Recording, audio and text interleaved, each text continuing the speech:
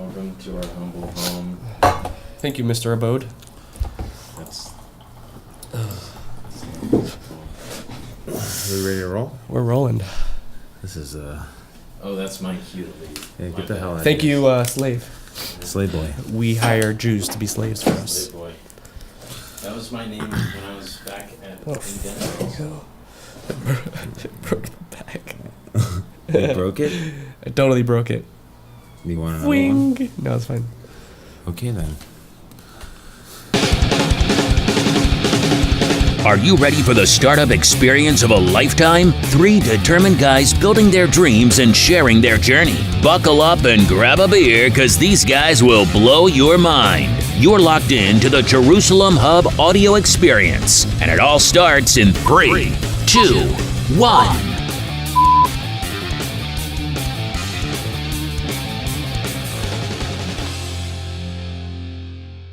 Hello and welcome to episode 16 of the Jerusalem Hub audio experience. I'm Shalom Makowitz.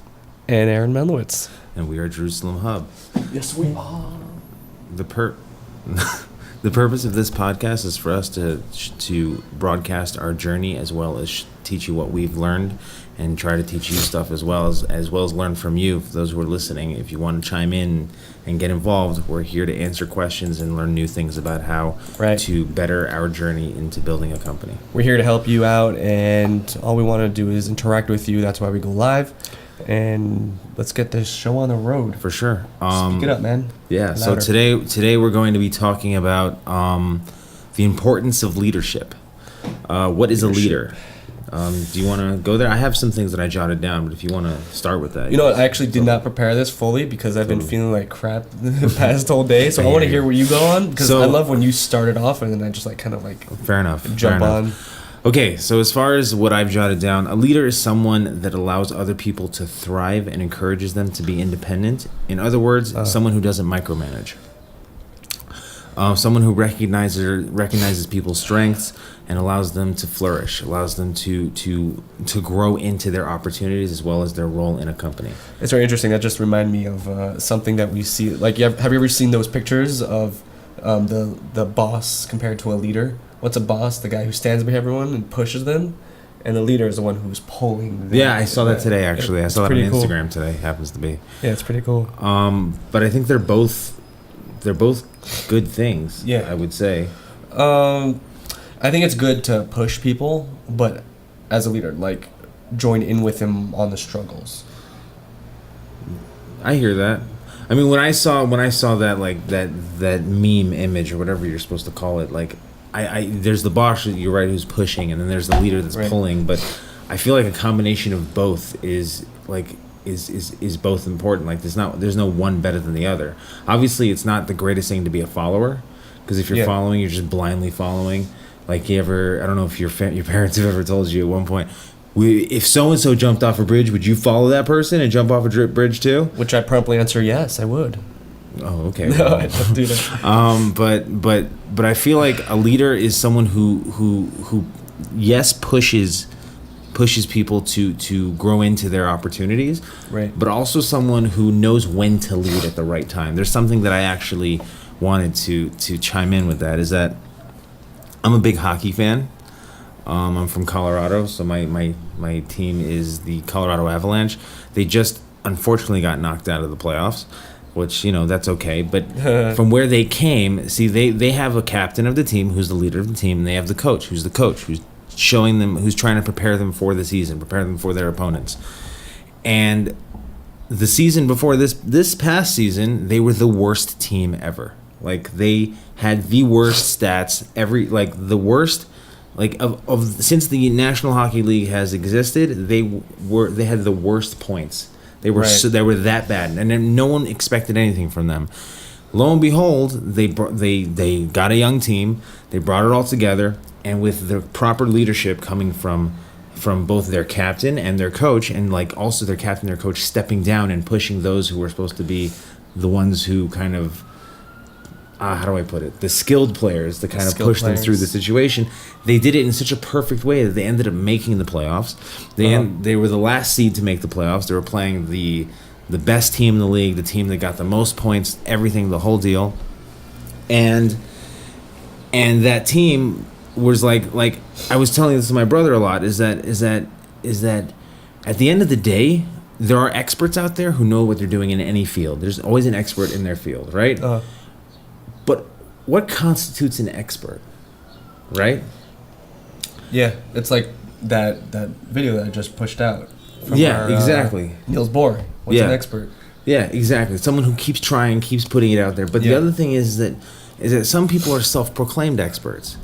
So I can be an expert in whatever it is. He can be an expert in whatever it is, and no one's going to be the wiser to say like, "How are you the expert?" Because I can just throw out statistics. Mm-hmm. So the interesting thing was that they're always whenever a hockey team is going into the playoffs, they're always talking about, well, this team is going to beat this team, obviously, because they have more experience. They're older. They're this. They've been in the league longer. But at the end of the day, the Avalanche took the series to 6 games. They ended up getting knocked out in the 6th game. But everyone was like, "Whoa, how the hell can this bottom nothing team make it to the playoffs and then give the best team in the league the run for their money?"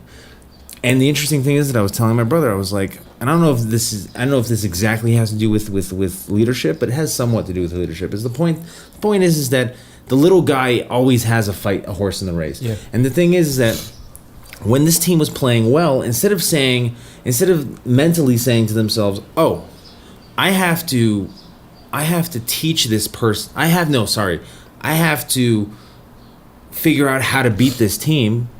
Right? Because the second you say, "We have to figure out how to beat this team, they're the best team," the second you say that, you're already losing, even if the score is 0-0.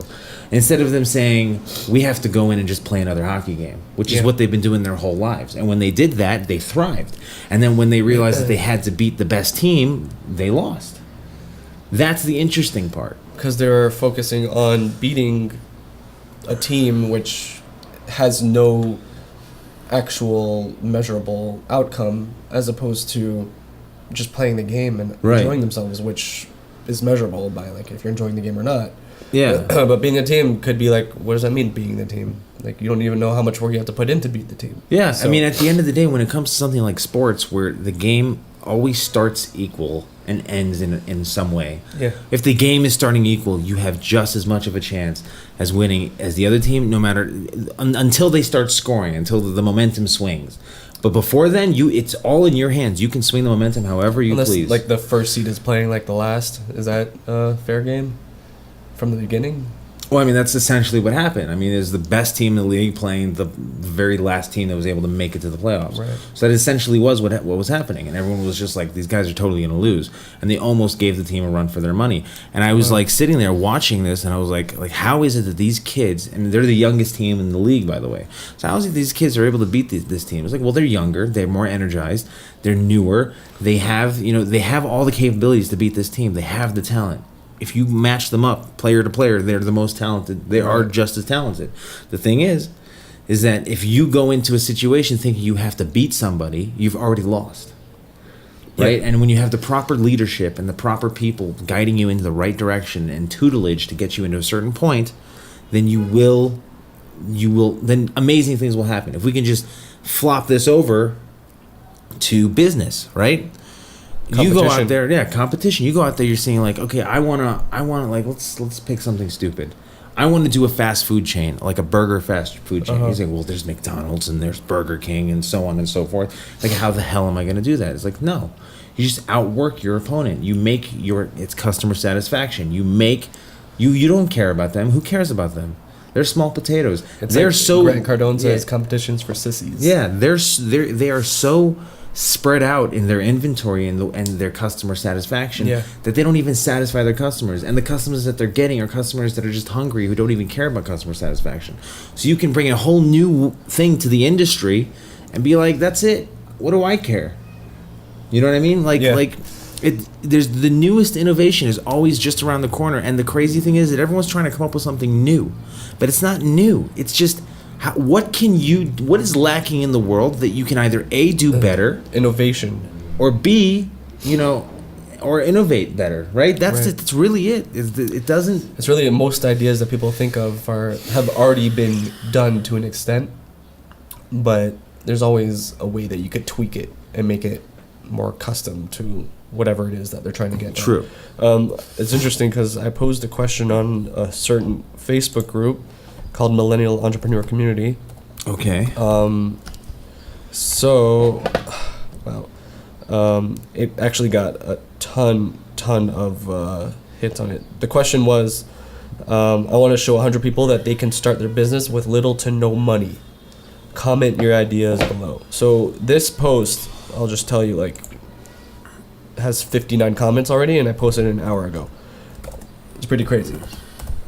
So somebody asked, I want to start a service to send out greeting cards for people. And someone's like, oh, like there's so many We cards. start a service to send out greeting cards? Greeting cards to people. Okay. And we could probably list about 10 to 15 of those. Not only that, I can also say, not to be a Debbie Downer, but I can also say that greeting cards is becoming a very obsolete thing. Well, Like people are still invitations, using it. invitations and greeting cards are now digital. Yeah, I get online greeting cards a lot. So from that, they say like, oh, I don't want to compete with people. It's going to be hard to do. So I'm like, so I said to them, try something different. Don't compete. Look for a unique play. What could Yeah. that be? If you're creative, like make your own like unique artsy paper and have that be your sell. Yeah. Just like be creative. Or not about only it. that, here's an idea. Find local artists from where you're from and have them be the artwork of your Right. thing. Like that's always an idea. You know what I mean? So how do we bring that back into Leadership. leadership? Besides for your brother's interesting question. He has an interesting question. Yeah. Oh, we'll get to that soon. How do you bring that into leadership? I would say like this. Being a leader isn't necessarily leading a team. You can do something alone, but you can you can create a new industry and be a leader in that and say like, hey, like the greeting cards things. We just came up with an idea for the greeting cards. You can say, I'm going to make greeting cards, but what I'm going to do is I'm going to engage local artists to give me their artwork so they can display it so they are able to sell their artwork. That's leading an industry. And then you can make a double play on the money there. Exactly. The artist will give you a cut Exactly. for their art being Not sold. only that, but that person gets exposed, and you're helping Yeah. that person get exposed. We just came up with a business. Screw this. Let's shut everything down. Should we do that? It's not a bad idea, honestly. Oh my gosh, I just got an idea. Exposing local artists. We need to have a podcast just talking about creating business ideas. Why should we have a podcast? I don't want to share that with anybody. Because these are ideas that most people are probably not going to do anyway. That's true. That is true. We actually have discussed that in the past. Yeah. But yeah, I mean, like that I think would be a leader in industry. Just finding a new way to engage a customer base, to engage Right. people. I mean, But we're also talking about leadership in terms of the company and the insides of the company. Like, how do you deal with new employees? How do you deal with things changing in the market and you have to let people down, or you're trying to bring the company is in a lull and you want to bring it up? So what does leadership mean in those terms? ooh, interesting. I mean, industry always changes. Yeah. Like that's a fact. There's no doubt about it. I mean, if you like, you ever watch the show Mad Men? No, I haven't. Okay, Mad Men is about an ad agency at the time where ads were the thing. Like they were, and this is when cigarette smoking was not considered harmful, like for health. And like whatever was on an ad, whether it was BS or not, people believed it. Now we've come to a point where it's like, okay, that's Like, BS, that's right? BS. Yeah. Then I would say if you fast forward a few years after that, what do you have? You have like what happened, like you ever see the movie The Big Short with the banking crisis? I think so. Right, the housing crisis rather. Like before the I housing saw crisis happened, right? People were like, banking is the way to be. Whenever it's like, oh, your son works for the bank. Oh wow, he's gonna make it big. But then once the housing crisis crashed, the banking industry is dead. Right. You know what I'm saying? There's always like whatever is the height of the industry is always going to fail, and there's always going to be something new. So, as far as like, I mean, one thing that I can tell you with the way that like Gary Vaynerchuk actually says it all the time is like we should be lucky that we live in such an opportunistic time, and the fact that there are so many different industries that now combine into one thing. Right. Like, what are we doing right now?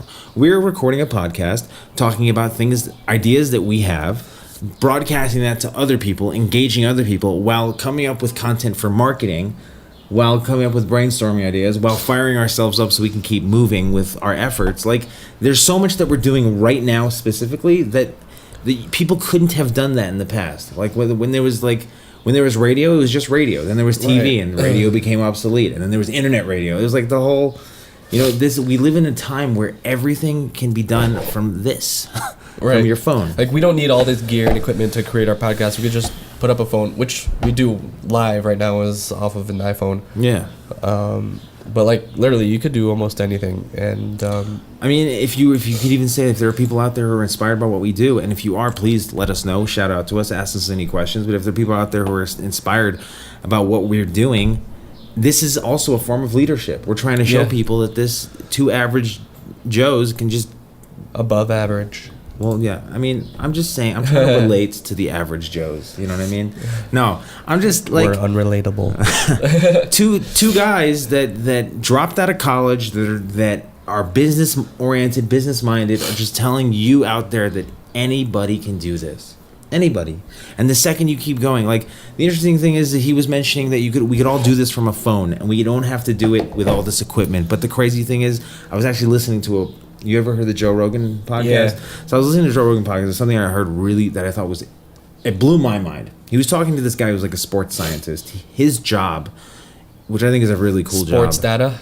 Well, more like his job is like, if you were a high class athlete and you were looking to take it to the next level, he would come, he'd analyze your diet, he'd analyze the way that you train, he'd analyze psychologically how you train, psychologically how you do everything. Like the whole shebang-a-dang. Right? And he said that, like, you know how nowadays they have like crazy equipment that people use, like, basketball players, they wear sleeves. Right. Sometimes people are running on a treadmill, they have those masks. And he was saying, he's like, most of those things, like the mask, this blew my mind.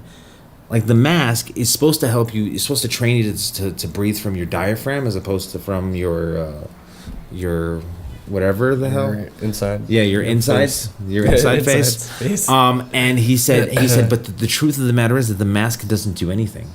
It's what the mask does is it psychologically tells your body and your mind that you are more prepared and better trained. Right. So what this equipment does is that it psychologically tells us that, like, holy crap, we're that much more legitimate, and then it gets us to do things even more and to move forward and move further and push more professionalism into the. And that's just as important. Like, the interesting thing is a lot of people go out there and say like oh, I wear Under Armour all the time. If you've been listening to the podcast, I have an Under Armour hat, I have an Under Armour shirt, Under Armour everything. Right. And we're not being supported by Under Armour. And we are not being supported by Under Armour, but. The interesting thing about that is that everyone was going to be like, what are you, sponsored by them or something? Yes. And it's like, no. Yes. There's a psychological aspect to it that kind of tells us, like, no, dude, this, I want to be a certain way, and this kind of helps me get into that mental mindset. Right. And do that. So that's another way that people can kind of, understand how leadership is involved in this way. I mean, I don't, if you have anything else to add there, I mean... Do we have anyone who wants to? Oh, you have an interesting. Let's question. ask my brother's question. Yeah, answer his question. More relevant is I don't know how to pronounce her name, but innovation is invention, X commercialization, right? What do you think about that? Innovation is invention times commercialization. Let me think about that. Interesting. Yeah, actually, that makes sense. That does make sense. We actually discussed that. That makes a lot of sense. Yeah, good one. Yeah, 100%. I think you quantified it in a different way. Yeah, just to have the invention, but it also doesn't have to be the invention. It could be the actual product that's out there, and you tweak it a bit, which is technically an invention on the product, and then you commercialize it. I just read my brother's question. That's why I laughed. Yeah. He doesn't bench at all. I told him it's bad for him. It stunts his growth. Idiot. That's actually that's basically what we're talking about. So yeah, 100%. Good question. Innovation is invention times commercialization. Thank you, Mr. Singe, for that question. Which is now the, I think what we meant by the fact that we live in an opportunistic time. In the sense that you can do but that's also what makes things more difficult, is that because innovation is invention times commercialization, because of that, there's an exponential amount of work to do. Yeah. Whereas if you're an artist, all you gotta do is do your thing. You know what Whatever invention means, basically? What does it mean? I just thought about invention is you're taking an idea and you're creating it. Yeah. So meaning there's the amount of ideas that go through our heads every day are infinite. Meaning that the sky's the limit with this. Yeah. Basically, you can do almost anything you want. What are you laughing at? No, it's just my brother's stupid question. Ask it. Hey, no, I don't want to. It's stupid. Okay, fine. Hey, Jerusalem Hub, how much do you bench? That's not what we're talking about. A lot. Find your pacifier and put it back on. We bench you. You've been benched. But yeah, I mean, is there any? I mean, did you? Now that I've kind of opened up the book on leadership there, because you told me to start. Is there anything that you wanted to add now that we kind of dove into that? We kind of like shifted paces a bit. We have. Which is okay. No, I think that's good so far. No, I like that what he said. The invention times commercialization is innovation. We could probably expand on that a lot. What do you got next? Well, I got this. Unless if you have something or not. Current affairs. Actually, it's interesting. Something interesting happen. There's another acquisition. Like a relevant acquisition? Yeah. If you ever heard of, there's a social media which is based on images called Flickr. Okay. Have you ever heard of that? Yes, I have heard of it. Anybody ever hear of Flickr? I don't know what the hell it does. You just post images on there, and it's like social media. Oh, I think I have it on my phone. You probably do. Yeah. I think it was owned by Yahoo and this company called Mug something created it. I think that's what it's called. Hold on a second. I have that exact name. Yeah, Smug Mug is one of those online sites where you can upload your images and videos and people buy them off of you. Basically, it's a marketplace for images. So they just bought Flickr, and they're integrating Flickr into their system. What does that mean? Like, meaning, like, you could, if you really wanted to, you could open up an account with SmugMug, take pictures with your phone and upload it there, and start making money. So they have a whole marketplace, and there's a whole revenue stream that's going on there. And I guess Flickr hasn't been doing too well, owned by Yahoo, by the way, and SmugMug just bought them out. I don't know what that means in general, but it probably very means interesting. something. I mean, Flickr is like, seeing as how, I mean, it's like, not that much. It's not used that much. I don't know. Like, I've seen what's his name? I've seen Gary mention Flickr a lot. Like, if really? you're doing images, Flickr's a good place to be because just there's a lot of people on it.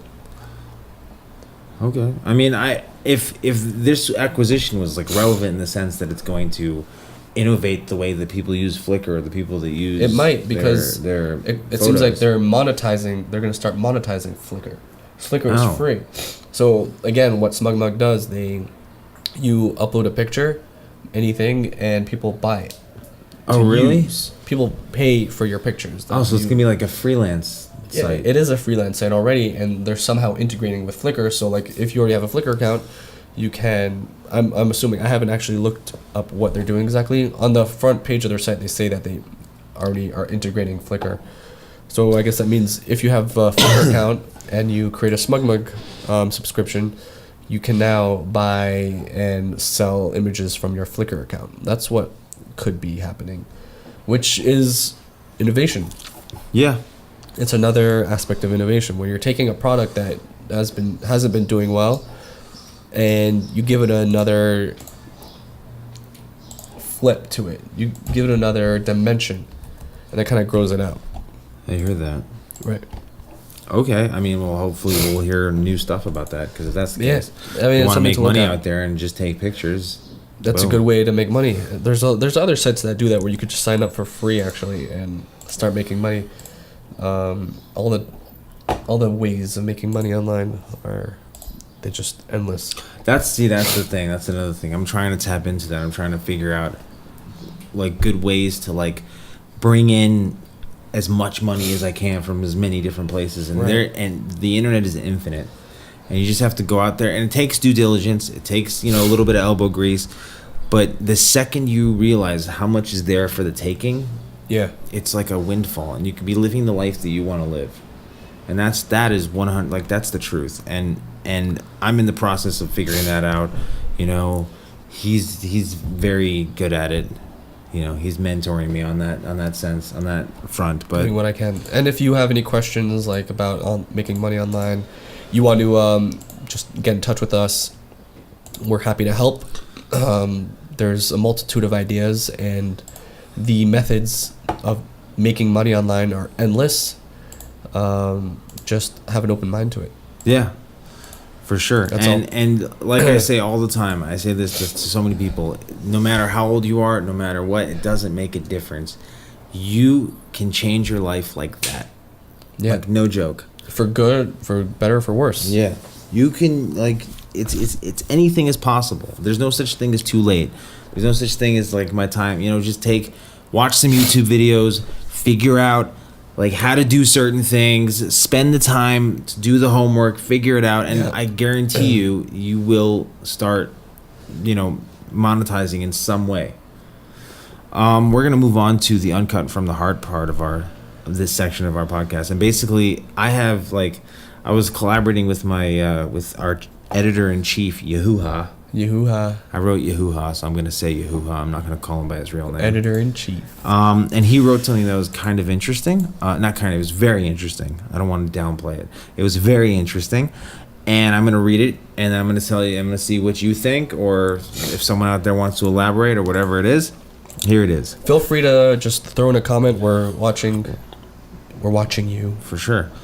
My dream for Jerusalem Hub.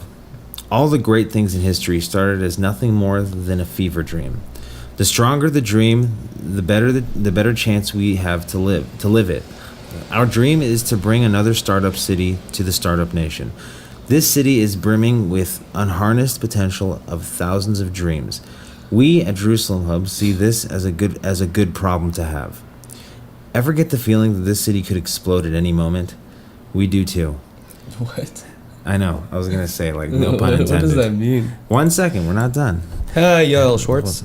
This city is packed with a diverse culture, high-powered ideas, and religious passion.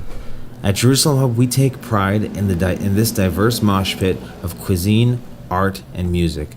We take pride in the ideas brewing for the future. We take pride in the religious intensity because all of these things contribute to the uniqueness and the potential of this city. At Jerusalem Hub, we want to bring these terrific, unique aspects to their full potential and make this city all it can be.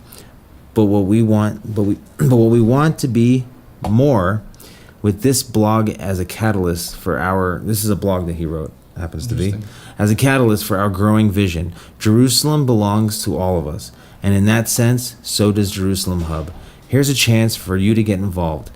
In future posts, we seek your input. What's your dream for Jerusalem Hub? What's your dream for Jerusalem Hub? That's what he wrote. I'm done. I'm done reading it. What's my dream for Jerusalem Hub?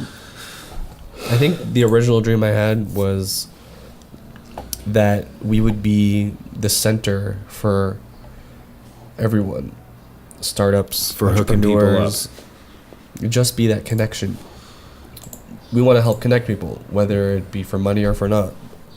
And get involved in a deeper sense, like when startups have problems. When startups have issues and they have technological things that they want to get growing, they want to build their product, we want to be able to help them. They have legal issues, we'll hook them up with legal advice.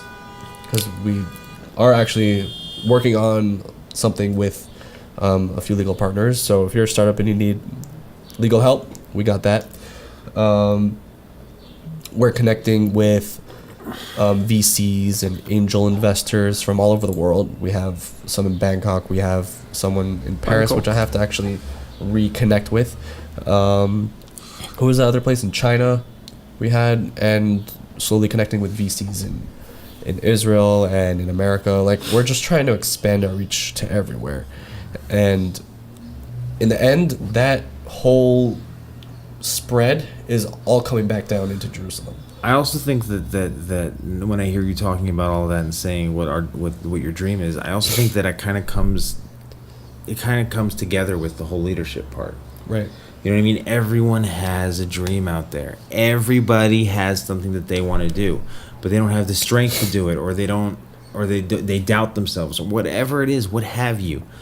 You know, we're here to provide that spark that kind of gets you to realize, yes, it's going to be a lot of work, but the work is worth it.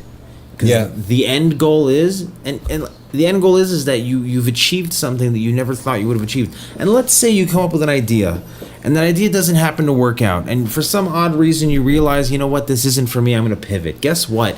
It doesn't mean you're starting from square one. You know why? Because everything that you learned from what you did before, the experience that you gained from what you did before, It's going to help. Worked, and you don't do what didn't work. And it's going to propel you towards the next project. You're going to keep building it up. And the things that may have taken you a long time to learn before will take a mere matter of days for you to do, and then you'll have new stuff to learn. And the interesting thing is don't get discouraged by the new stuff. Don't just get discouraged by things getting tough, because that's part of it. And it's the grind. It's the most important part. It's the interesting part. Ironically, you know, I would say that if you would ask any like successful billionaire out there, what part do they like the most? What do they miss?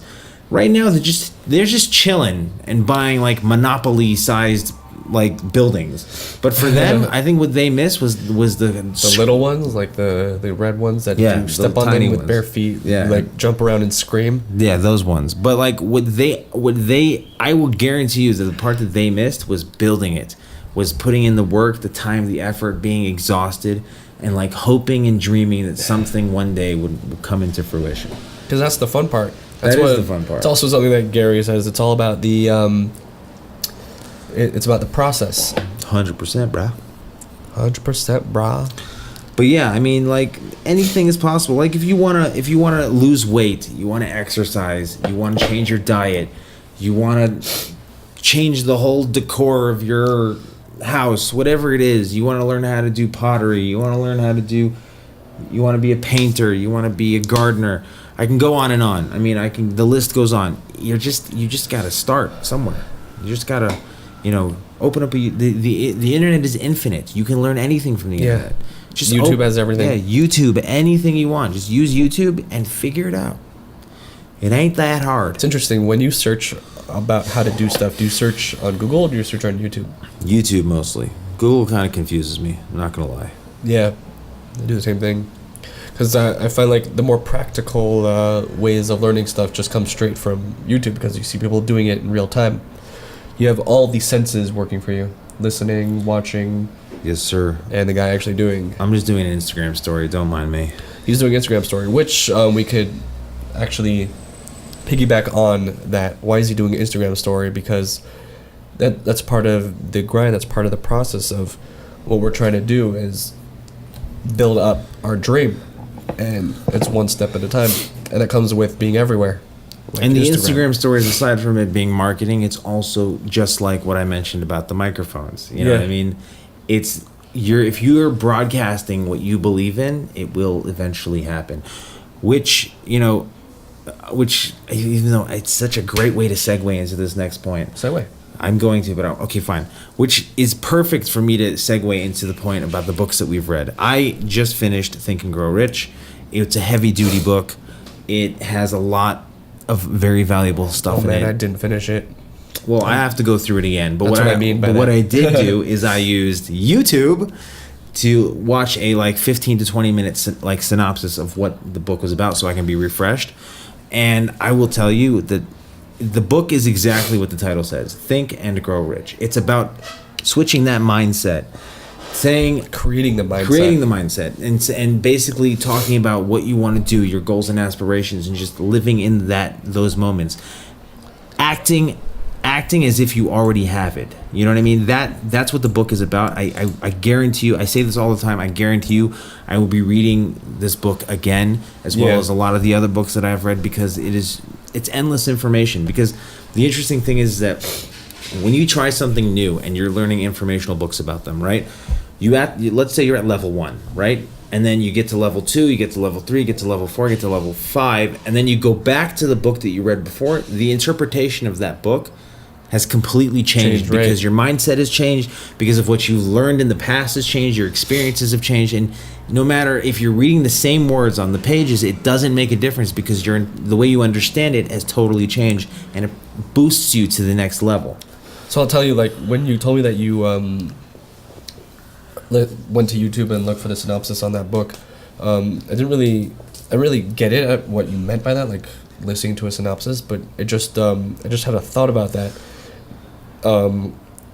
Why it might be a good idea and why it might not be a good idea to do that. Oh God! Why it's a good idea is because it condenses it. It gives you another thought process of how that person interpreted it. On the other hand, it's how that person interpreted it, not how you internalized that book. Oh yeah, which is good to have both. It's in fact, we should be sitting down and talking about that book through and through, because the way you understood it, I might gain something that I didn't understand from the way I thought about it. 100%. So in a way, that's a good thing. But on the other hand, what did you gain out of it? How did you understand that book? Me personally? Yeah, I mean, I'm not saying you don't have to start talking about it now, because we could probably extend this podcast for another 15 hours if we were to do that.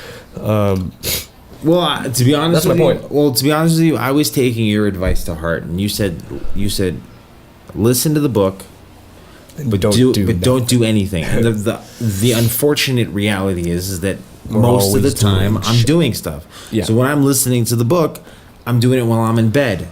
You know what I mean? So there's a lot of stuff that I got, and there's a lot of stuff that I missed. So then if I don't want to say that I finished the book and then be like, okay, well, I don't know what the hell the book was about, but I do know what the book was about, and I just wanted to hear a quick synopsis before I go back into the book. Because when I go back into the book, it's when you go on like a little bit of a slower pace. Yeah. And you're kind of like reading into all the different moving between chapters. Exactly. Going back and listening again. So that's kind of what I want to do. Also, I will rebut what you were saying. I like that. In the sense that yes, someone else's perspectives might throw you off, what have you, but if you have a mastermind group, right? That's what I was saying before. If you have a mastermind group, then it's not that bad at all, because if you're listening to someone who's a like-minded individual that wants the same things and trying to achieve the same things, then either way, even if he has a different perspective or the same perspective, it makes no difference because it gets you to a perspective. Right. What I'm saying is that a little bit differently, not that their perspective is wrong, it's just that they interpret it in a different way, meaning that shouldn't be your interpretation, but it's meaning that you missed something that they got or they understood in a different way, which you could apply to yourself without outruling your own perspective of that book. Masterminds are for sure a good idea. Right. We should be having a mastermind. Explain what that is. A mastermind people is don't know what that is. When you form a group of like-minded individuals where you meet once or twice a week. What? No, I shook the table. Yeah, so I'm just telling him it was me who did that. The jolly green giant here. You put together a group of like-minded individuals who have the same goals as you do, and you sit and you talk about. You pick a topic or one of the examples in the book says, sit with your mastermind and discuss chapter by chapter Think and Grow Rich, because there's so much to talk about there. You could sit and talk about how you could change the world together, how you can make money ideas. I don't like the idea of, I mean, I hear what you're saying, and I'm just like nitpicking at all the things that you're saying, so I apologize in advance. But I don't like the idea of going through chapter by chapter. I think what's most important is just having an open discussion and just seeing what how other people think, as opposed to, because like the suggestion was that listen to one chapter a week together and talk about book club kind of. Yeah, but you should have read that chapter before the meeting, and then you listen to it together, and then you all give your own perspective on that. Sounds like a much further down the road kind of a thing. Why isn't that something that we could put together ASAP? Maybe, yeah, definitely. I mean, if anyone out there is interested in building a mastermind group with us, please let us know. I'm super down. And if you're not even, so they'll make an excuse. Also, we're not in Jerusalem, we're not in Israel. Okay. we'll figure out how to get you in there. There's so many ways of doing conference calls with people. So yeah. Yeah, but I think that'd be really cool. I for the longest time I've wanted to expose myself to people who are highly motivated and are trying to achieve things, because the second that you are what your peer is. Wait, how do you put it? You could define someone by their closest 5 friends. That's, well, yes, that as well, but also who you are is who you surround yourself by. And if you're surrounding yourself by people, what do you mean? Meaning that you are defined by who you're around. Well, that's what I meant to say. Meaning, if I can ask anybody who are the closest friends, and I look them up, and I see they're doing this and that or whatever, I could tell you immediately what you're like. Right, that's what I meant to say. Yeah, I meant to say that. That was my. I just said it backwards. So if you're like hanging out with like Grant Cardone and Gary Vee and name someone. Tony Robbins. Like if those 3 are in your inner groups, then I could pretty much say that you're probably a boss ass bitch. Yeah. You're a boss ass bitch. Yeah. And if you're not, then I don't know what you did wrong. So I just don't understand. Just to move on, the book that I started reading, I actually started it when I went on a bike ride with my bro. He reads while he bikes. That's boss. Ding. It's called The 12 Rules to Life by Jordan Peterson. Interesting. Let me just double check if that's the actual title. 12 Rules to Life. We have to add that on to the list. 12 Rules for Life. Here. Also, since we're talking about books, I added the link, jerusalemhub.com/books, so you can see the list of books we're reading. Also, you could get 2 free audiobooks from Audible, so check it out. 12 Rules for Life, an Antidote to Chaos. Basically, Jordan Peterson is a controversial person. We're not going to talk about the controversy behind him, but aside from that, because he's a political activist. So aside from that part, he's a very intelligent individual. He has a lot of lectures on YouTube. He's a very smart guy, if you haven't heard of him. And he wrote a book about from all of what he's learned from the Bible, from religiosity perspectives, from life itself, from history. He's compiled 12 rules for life. And it's pretty interesting. That reminds me of something that I once read a long time ago. It was in my grandparents' book. Everything I needed to learn, I learned in kindergarten. Is that what the book was about? Yeah. Everything I needed to learn in life, I learned from kindergarten. What was what's like, can you give me an example? I can't, because I just thought of it right now. But you can probably look it up. That's super lame, bro.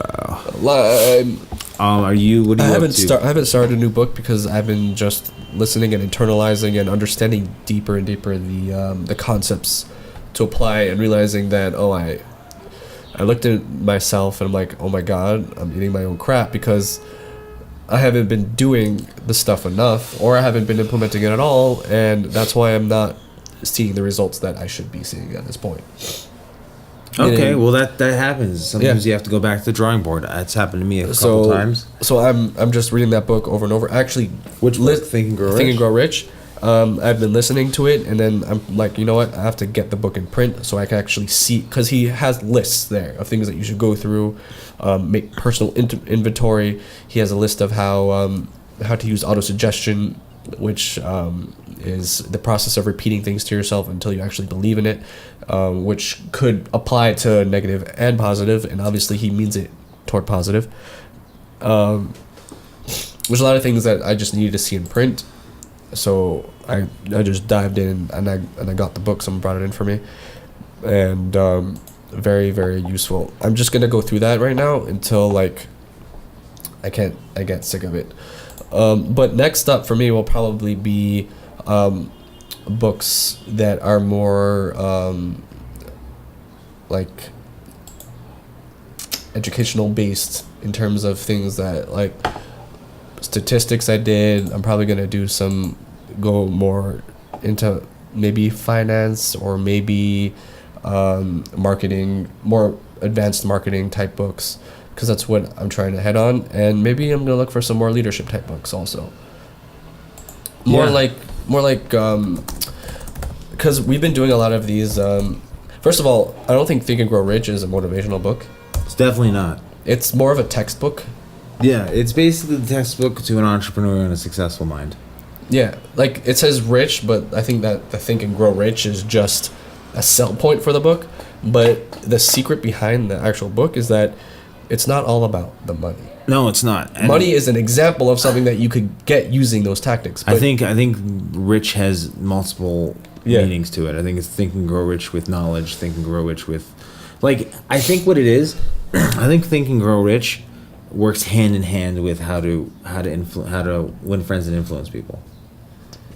You know what I mean? Maybe.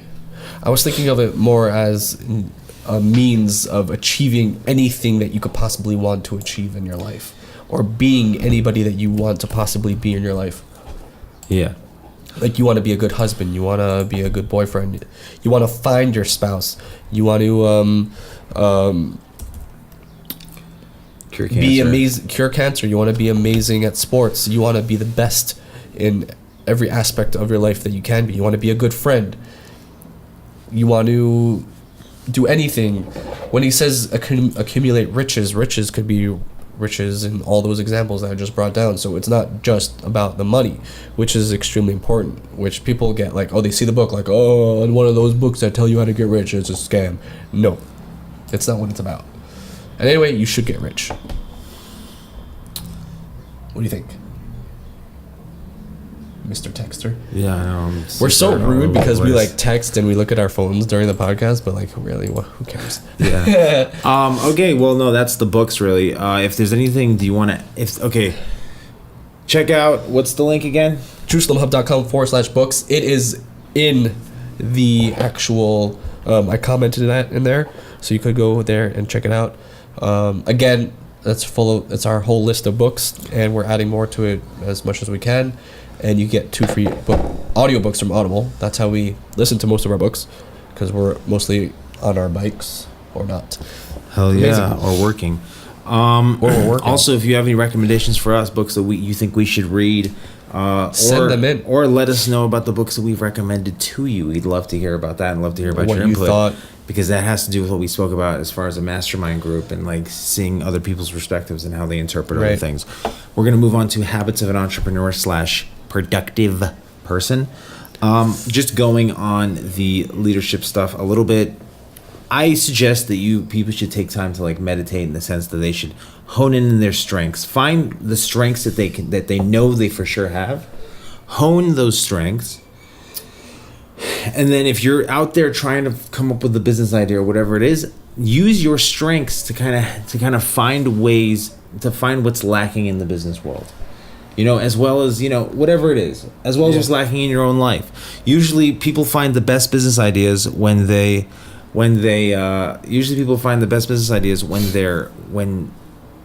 I'm totally losing my train of thought. Usually people find the best business ideas when they're making their life better. When they're in the process of making their life under better. pressure. Yeah, or under pressure.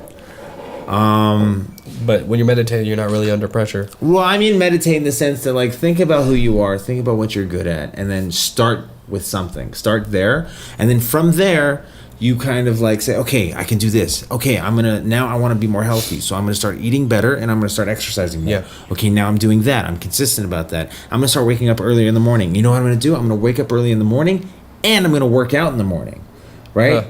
Get it out of the way. I'm going to eat, I'm going to watch what I eat. I'm going to read more books. I'm going to learn a new skill every month, whatever it is. Then you slowly but surely, you're creating this one-man band of that can do, that's a jack of all trades, that can do anything, do everything. And then once you've done that, you're like, how's that line go? Jack of all trades, but expert at none? Oh, master of none. Master of none. Jack of all trade, master of none. Shut up. No, I'm kidding. You can't bench. Just start somewhere. Figure it out. If you are a messy person, start being more organized. Just start little by little. Write down lists. We gave you that advice. Write down lists. Figure out. It's possible. That's it. I'm done. I'm done talking. I can go on and on. But do you have anything that you want to add, or the habits of an entrepreneur? So I'll tell you something that's going on with me.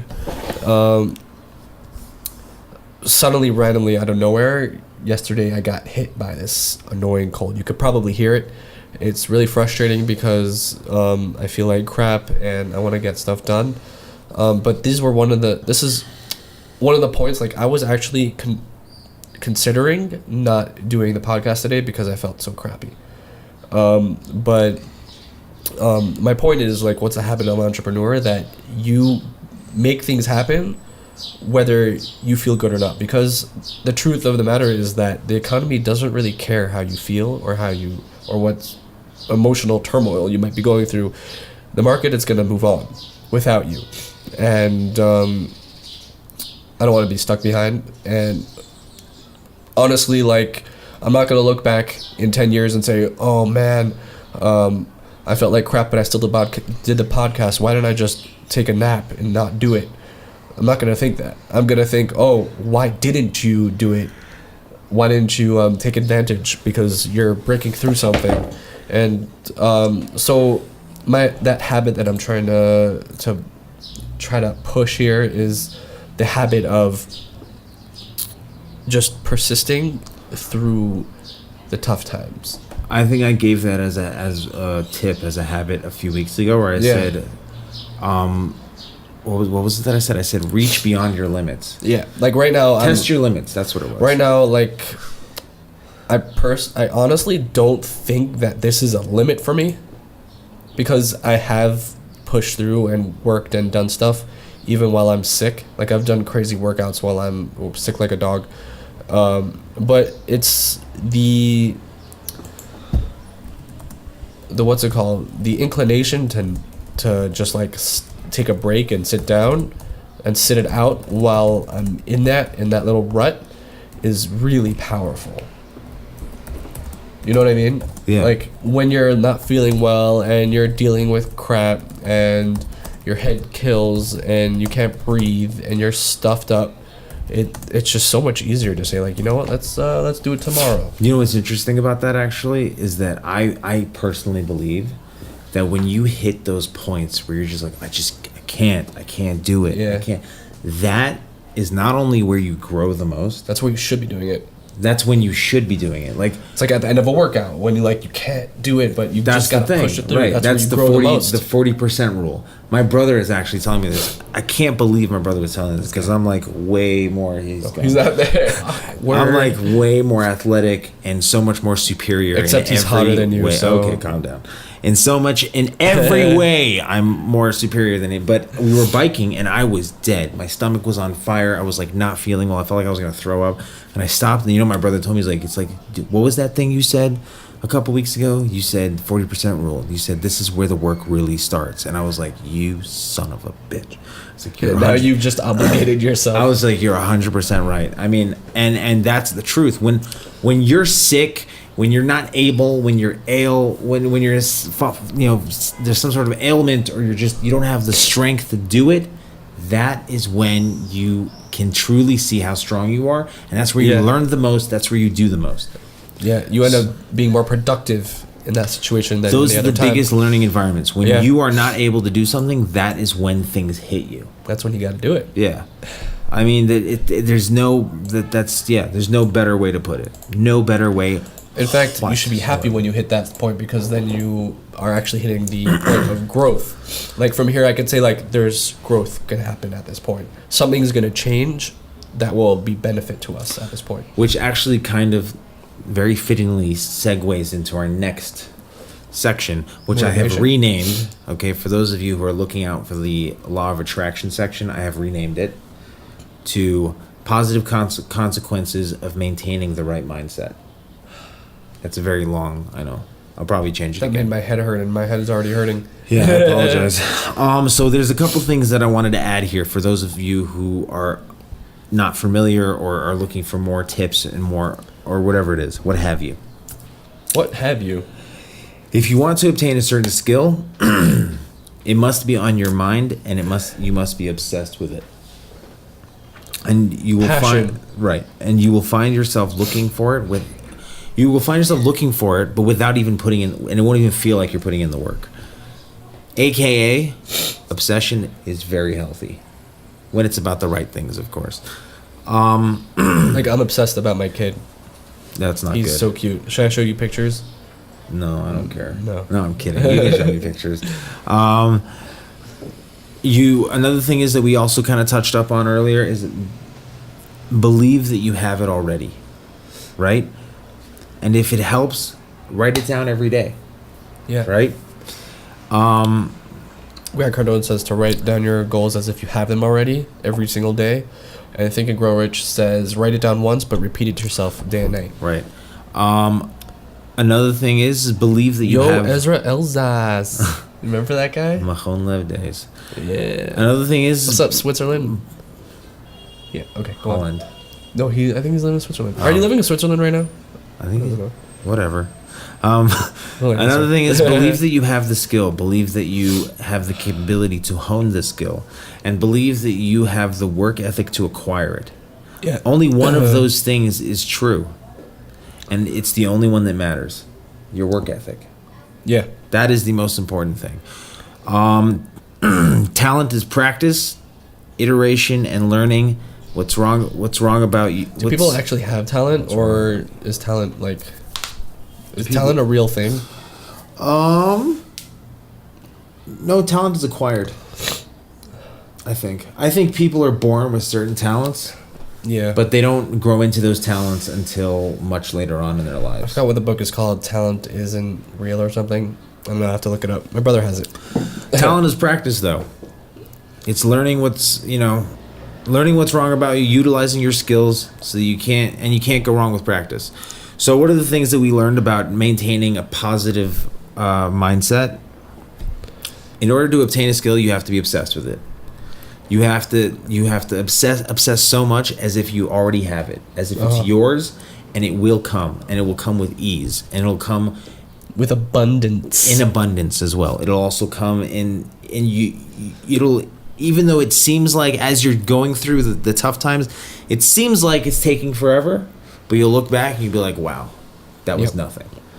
And that is our trick this week about maintaining a positive mindset, maintaining the right mindset, and implementing the law of attraction. Moving things forward. Moving things forward. If anyone out there do we have any questions that people that haven't been addressed? No. I don't think so. Ooh, we should check Twitter. Twitter. Do we have so many questions on Twitter? I doubt it. No. We shall find out, Sid. We toys can see everything. Oh, I think we might. No. I got excited for a second. No. No, but we should be getting in touch with Asaf Luxembourg, because that guy has been pounding us. Oh, maybe we missed last week's question? Oh, wait, when was 417? That was last week, right? Yep. Because Yehuda Makowitz, I don't know who that is, but he asked, did you go shopping yet? If not, could you get milk? Did he actually say that? He tweeted Jerusalem Hub. Okay, I will get milk. Did you get the milk, by the way? I think I did get the milk, actually. So joke's on you. We have a challenge for those out there who are listening and those who will listen later. What's the challenge? It's not a crazy challenge, but we want you to reach out to us. You know, give us some feedback. Tell us what you liked. You know, tell us what you want us to talk about. Ask us questions. Give us topics to talk about. We will talk about them. We want to engage with you. We want to engage the audience because we want to learn more and we want to teach you more. Really, it's you guys that are keeping this podcast going and keeping... Thank you. Because, like, your feedback, your watching, just helps us grow and just keeps us the fire to keep on pushing out content, which we won't stop even if there's only one person watching for the next 6 months. Won't stop. Okay. Can't stop, won't stop. Okay. In any sense, please hit the like button and please subscribe to us on YouTube. Like, share, and subscribe. Like, share, and subscribe. It really helps us out. It lets us get our views across. It allows us to reach other people and learn more perspectives. And we learn do a lot have more. 112 subscribers right now. Boom, baby. Yeah. And it's growing. And yeah, please do that. It helps us out a lot, and we would love to hear from you. And comment on all of our videos. We will get back to you and everything like that. And with that being said, this concludes episode 16 of the Jerusalem Hub Audio Experience. Thank you for joining us. Okay. And with that, we end. Yeah, with that, we end.